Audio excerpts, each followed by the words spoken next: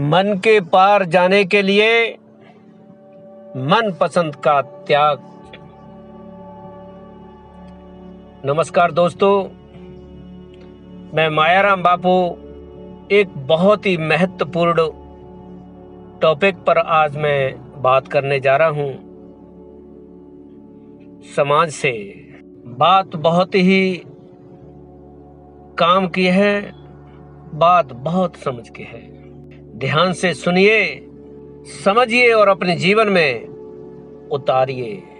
इससे पहले मैं अपनी बात स्टार्ट करूंगा, अगर आप पहली बार मुझे सुन रहे हो, मेरे चैनल को सब्सक्राइब नहीं किया है तो मेरे चैनल को सब्सक्राइब कीजिए और जुड़िए लगातार मेरे साथ। इसी प्रकार की आपके मन को चेताने वाली और बहुत सी ऐसी बातें जिनको सुनने के बाद आप बहुत बड़ी बड़ी परेशानियों से बच सकते हो, मैं बताता रहता हूं। तो लगातार जुड़िए। बात अगर आपकी समझ में आती है तो लाइक जरूर कीजिए, और अगर समझ में नहीं भी आती है तो कमेंट करके मुझे बताइए कि मुझे और क्या बात बतानी चाहिए थी। तो मैं बात करता हूं कि अगर आपको मन के पार जाना है, संसार से पार होना है, जानना चाहते हो आप अपने आप को कि कौन हो आप, कहां से आए हो और क्यों आए हो, और इस जीवन के बाद आप कहां जाओगे, कैसे हम दुखों से मुक्त हो सकते हैं, कैसे हम एक परमानंद को पा सकते हैं, कैसे हम अपने आप को जान सकते हैं। और अगर ये सब करना चाहते हो आप तो ध्यान रखिए, संसार और आध्यात्म दोनों विपरीत है एक दूसरे के। संसार यानी मनपसंद चीजें जो आपके मन को अच्छा लगता है, लेकिन संसार का अंत दुख है, परमानंद नहीं है। अगर आप हमेशा ऐसे कार्य करोगे, ऐसी चीजों को पसंद करोगे, ऐसी परिस्थितियों को पसंद करोगे जो आपके मन को पसंद है, चाहे वो आपके हित में बात है या नहीं, मगर आपके मन को अच्छी लग रही है। आप ऐसा खाना खा रहे हो जिससे आप भले बीमार पड़ जाओ, क्योंकि आपके मन को पसंद है तो आपको खाना है। प्रत्येक कार्य अगर ऐसा ही आप करते हो तो उसका दुष्परिणाम बहुत भयंकर होता है, और वो होता है दुख, पाप।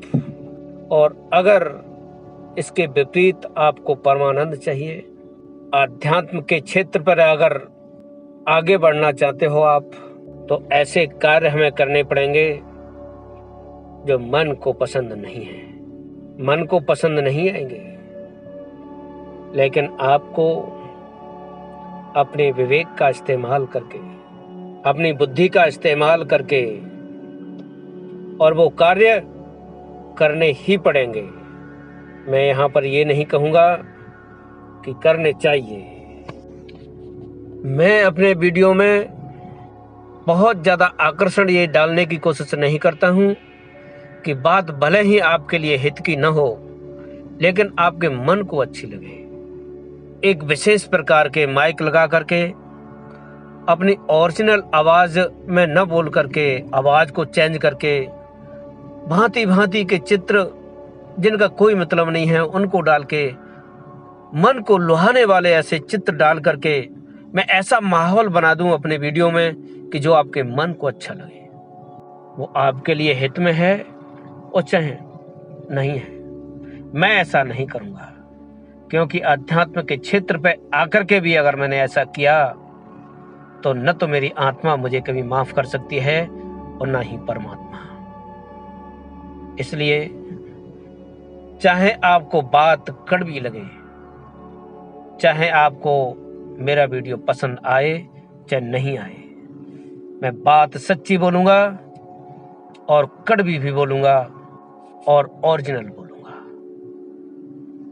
जो मेरा तरीका है, जो मेरी भाषा है ओरिजिनल, उसी में बात करूंगा।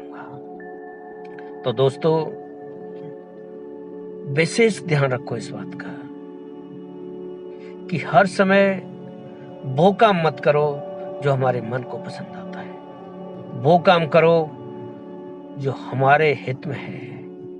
आज नहीं, कल हमारे काम आएगा,